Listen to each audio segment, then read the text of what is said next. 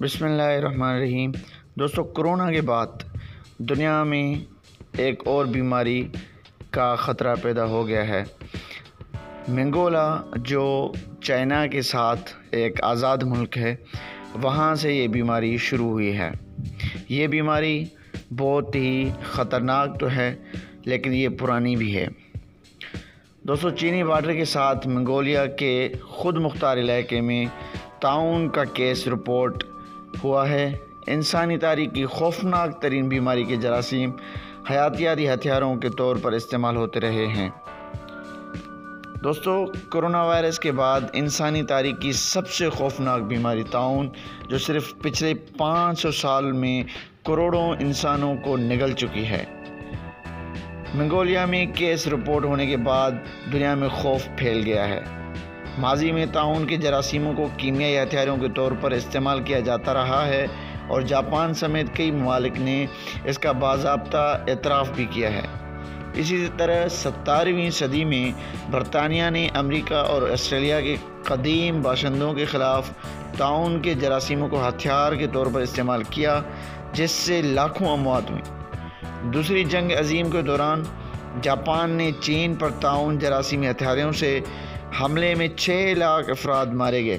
یہ حملہ محدود علاقے پر کیا گیا تھا۔ دنیا میں اب بھی امریکہ، برطانیہ، فرانس، چین، جاپان، جرمنی سمیت درجن بھر کے قریب ممالک کے پاس سرکاری طور پر تجربات کے لیے طاعون کی ایکٹیو جراثیم موجود ہیں۔ اس کے علاوہ یورپ کے کئی واقعات میں 1347 سے 1355 تک جاری رہنے والے طاعون کے بدترین حملوں میں 200 ملین کے قریب لوگ مارے گئے تھے۔ یورپی تاریخ میں اسے بلیک ڈیتھ کے نام سے یاد کیا جاتا ہے۔ کہا جاتا ہے کہ لندن میں ہر 5واں شخص طاعون کا شکار ہو کر دردناک موت مرا تھا۔ دوستو، یورپ سے شروع طاعون کی یہ وبا دیکھتے ہی دیکھتے عالمگیر وبا میں بدل گئی تھی۔ بلیک ڈیتھ سے صرف ایشیا اور یورپ میں 1 کروڑ سے زیادہ لوگ مارے گئے تھے۔ 1855 میں برطانوی سامراجی جہازوں کے ذریعے یہ وبا ہندوستان میں پہنچی، جس سے 10 ملین لوگ مارے گئے۔ طاعون کا مرض 19ویں صدی کے آغاز تک مختلف شکلوں میں حملے کرتا رہا۔ چند سال قبل فرانس سمیت یورپ کے کچھ ملکوں میں سیلاب سے پرانے قبرستانوں سے مردے کی باقیات نکل آئیں، جنہیں ٹیسٹ کرنے پر پتہ چلا کہ ان کی ہڈیوں میں ابھی تک طاعون کے جراثیم موجود ہیں، جس کے بعد ان علاقے میں وسیع پیمانے پر جراثیم کش ادویات کا اسپرے کر کے انہیں سیل کر دیا گیا تھا، اور کئی علاقے ابھی تک عام شہریوں کے لیے بند پڑے ہوئے ہیں۔ دوستو، اسکاٹ کا جزیرہ گرینلینڈ 1990 تک برطانیہ کی حیاتیاتی ہتھیاروں کی تجربہ گاہ بنا رہا۔ اس جزیرے کو اینتھریکس کے جراثیم اس قدر آلودہ کیا گیا کہ پورا جزیرہ اگلی نصف صدی تک ناگوار بنا رہا، اور 1990 میں اسے ڈی سینیٹائزر کر کے دوبارہ کھولا گیا۔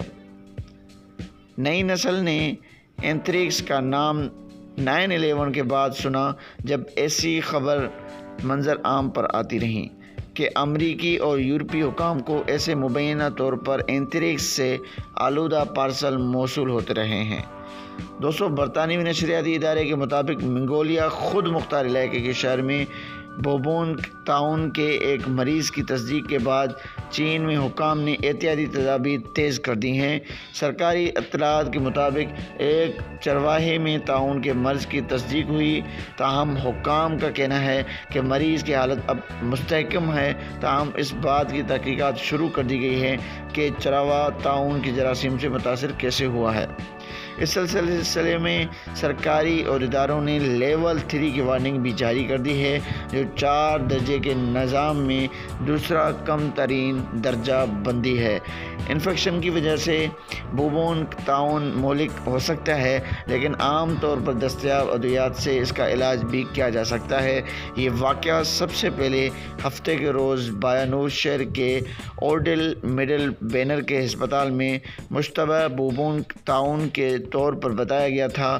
یہ ابھی تک واضح نہیں ہے کہ مریض کو کیسے اور کہاں سے انفیکشن ہوا ہے۔